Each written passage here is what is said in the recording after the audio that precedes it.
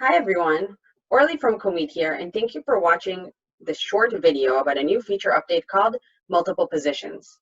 This new functionality will allow you to consider a candidate for multiple positions at the same time, while also improving our duplication process and documentation of past processes for candidates. Up until now, each candidate card in Comeet referred to a unique person. With the change we have made now, each person can have multiple candidate cards, and each of these represent a separate process. We're especially excited about this update as it will enhance your processes and also help make better decisions when resolving duplicate candidates. In this video, I will cover the changes that we made to the candidate card, the new screens for resolving duplicate candidates, and the new accompanying template. For any additional questions that you may have that are not answered throughout, please feel free to reach out to our support team. So let's dive right in and see some of the changes that we've made to the candidate card.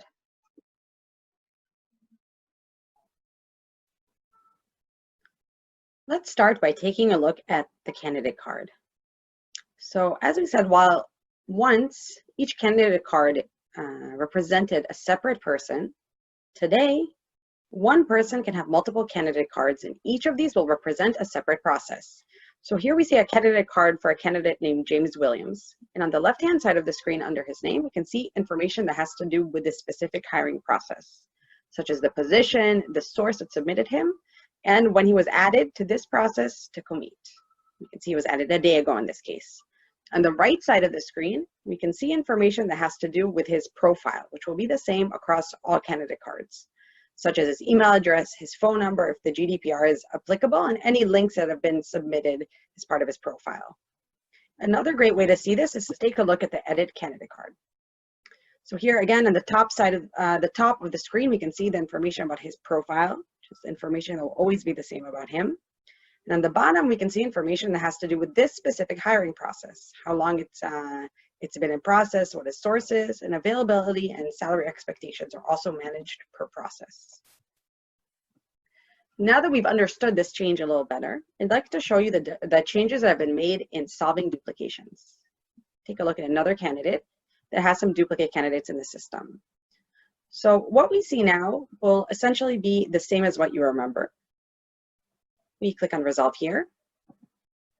And the first step is to determine whether this is the same candidate or not. So here I can see that the name is the same. I'm missing some information here. I can compare the resumes for the two candidates as well by clicking on View to see this in a new screen. I'm going to say that this is the same candidate. And here as well. Now what we see here is information about current and past processes. So in this past hiring processes, I can see that in the past, he submitted an application for an IT desk support position and withdrew. If I hover here over the position name, I can also see what the position recruiter and hiring manager were in Comeet. On the top of the screen, I can make a decision about this candidate in his current applications. So he's applied for the front-end developer position and has passed 2 steps in the workflow. I can see this from here. He's still in progress, and I can see what his current step is.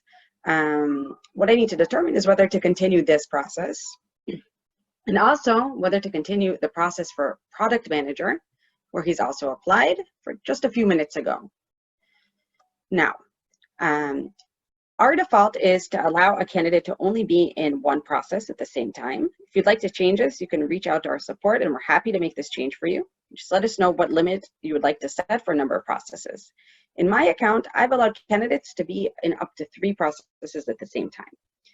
If I click Continue for both of these positions, the candidate will remain in process for both of them.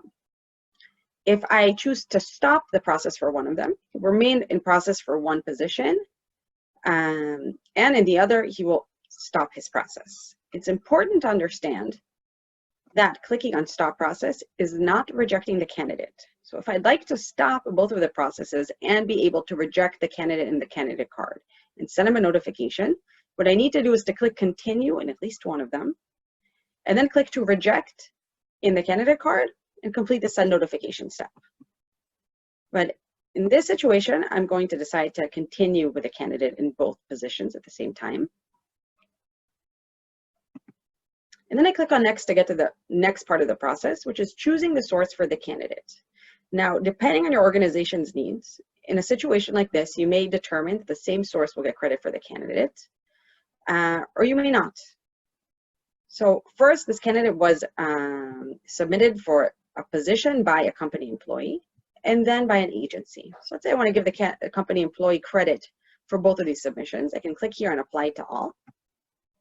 He will now be the source for all of these submissions. I can decide whether to notify the agency that submitted the candidate again or not. And once I've made this determination, I click on next. And this is a new screen that we added, a summary screen. While we no longer merge candidate cards into each other, this process still cannot be canceled, or you can't go back after you've completed a duplication process. So it's important to just go over all of the details and make sure that you've made the decisions you'd like to make before clicking on confirm and closed.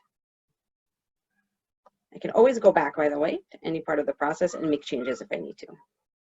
So what I'm going to do is confirm and close in this case.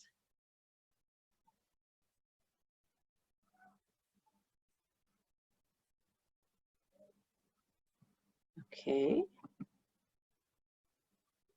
And now we're going to take a look at how the candidate card has changed to reflect the fact that the candidate is in more than one position. First of all, there's a ribbon at the top of the screen here that lets me know that the candidate is in a process for another position, and also links me to the other candidate card for this position. If I click here, I'll be taken to the additional candidate card in a new tab.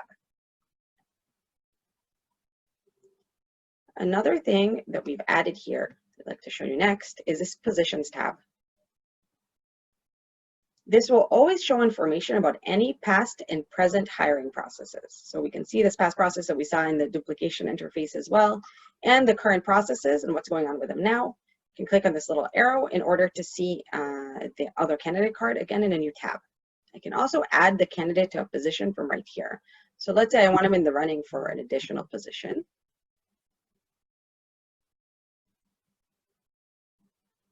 You know, these are very different positions, so we'll go with this.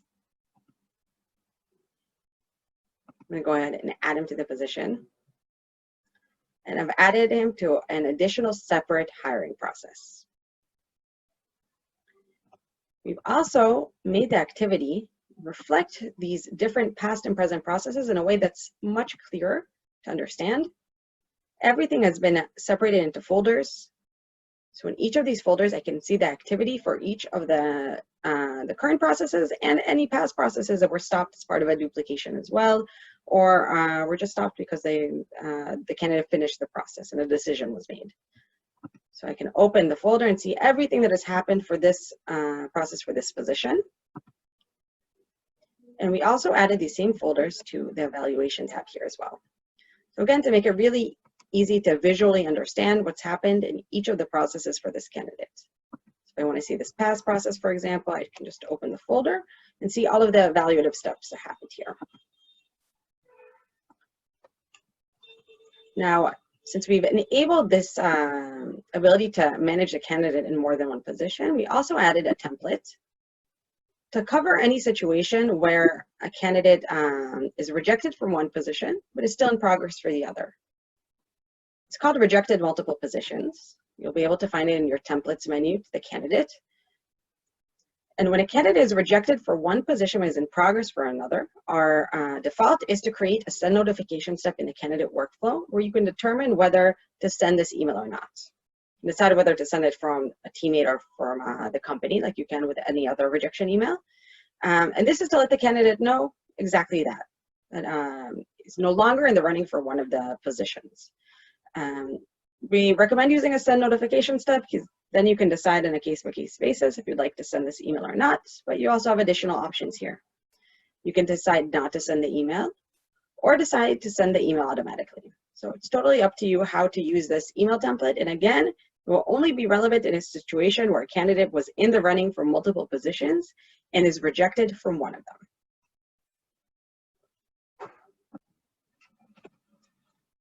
This concludes today's training on the new multiple positions feature update. Thank you for joining me today. And as always, we'd love to hear your feedback or answer any of your questions. You can do that by contacting support@comeet.co or using the chat bubble in the bottom right-hand corner of your Comeet screen. Have a great day.